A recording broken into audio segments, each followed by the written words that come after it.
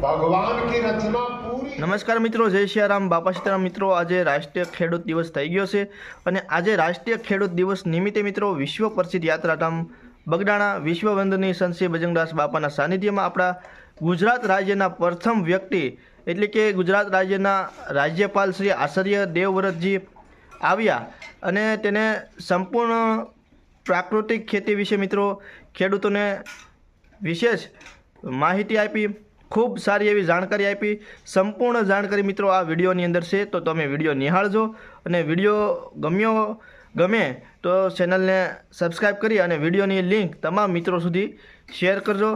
तो मित्रों हवे आपणे आखो विडियो निहाळीए।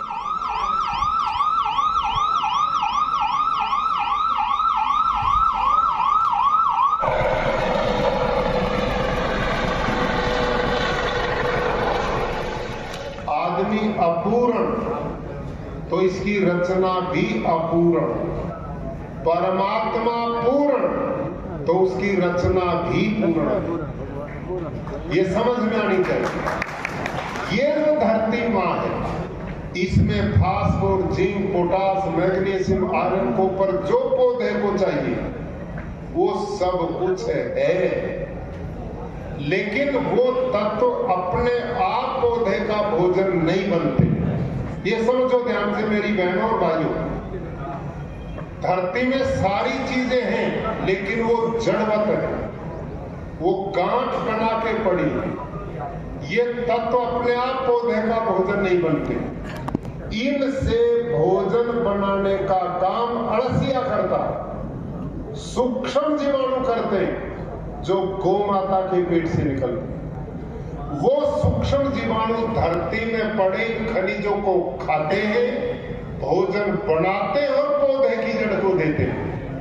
अब ये सूक्ष्म जीवाणु जितने ज्यादा होंगे, अड़सिया जितना होगा, मित्र जीव जितने होंगे, उतनी ही धरती में पौधे का भोजन ज्यादा बनेगा, धरती का ऑर्गेनिक कार्बन उतना ज्यादा बढ़ेगा। कैसे? बहुत मोटा उदाहरण मैं देता हूं। अब मेरी माँ बहनें उत्तर देंगी मेरा। मेरी बहनों, आपके घर में रसोड़ा है कि नहीं? या इनका यूं ही काम चला रही हो बीच वालों का? रसोड़ा है ना? अच्छा बताओ बहनों, आपके रसोड़ा में भोजन बनाने का सारा सामान है। उसमें दाल भी है, भाजी सब्जी भी है, चावल भी है, आटा भी है, नमक भी है, घी तेल भी है, मोदी जी की दी हुई गैस भी है, सारी चीजें हैं। लेकिन आप भोजन बनाने वाले ना हो तो भोजन बनकर अपने आप बाहर आ जाएगा क्या? बोलो भाई लोगों।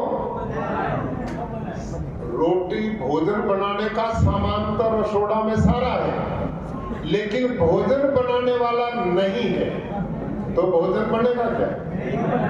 बस यही बात धरती माँ में, धरती माता में पौधे का भोजन बनाने का सारा सामान है, लेकिन उस सामान से भोजन बनाने का काम अड़सिया और सूक्ष्म जीवाणु करते हैं।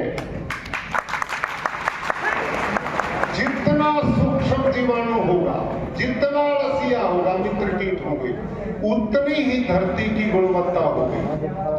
भाई और बहनों, जितने रासायनिक खेती करने वाले आप बैठे हैं, मैं दावे से बोल रहा हूं, आप अपने खेत की मिट्टी का सैंपल लो और मिट्टी जांच जहां होती वहां चेक कराओ, जांच कराओ।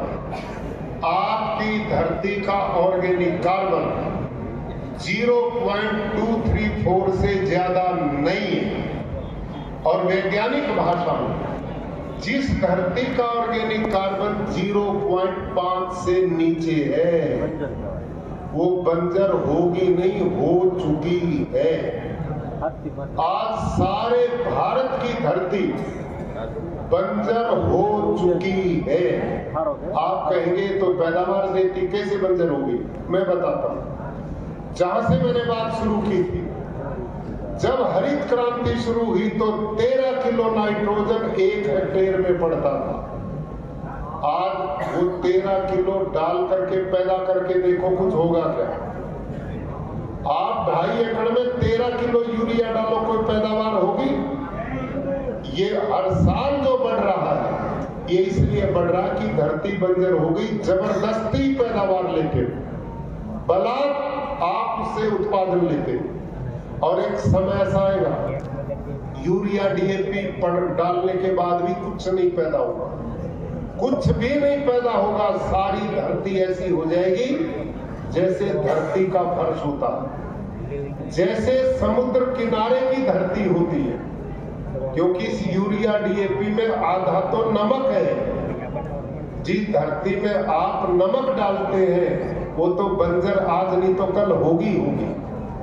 आप समझो इस बात को, आने वाली पीढ़ियां हम सबको कोसेंगी, हम सब के बारे में कहेंगे हमारे बड़े ने कैसे थे कि जो हमें बंजर धरती दे करके गए, जो धरती में पीने का पानी नहीं छोड़ के गए, जो सांस लेने के लिए हवा नहीं छोड़ के गए, ऐसा अन्न पैदा करके गए जो लोगों को कैंसर पैदा करता, हार्ट अटैक पैदा करता, डायबिटीज पैदा करता।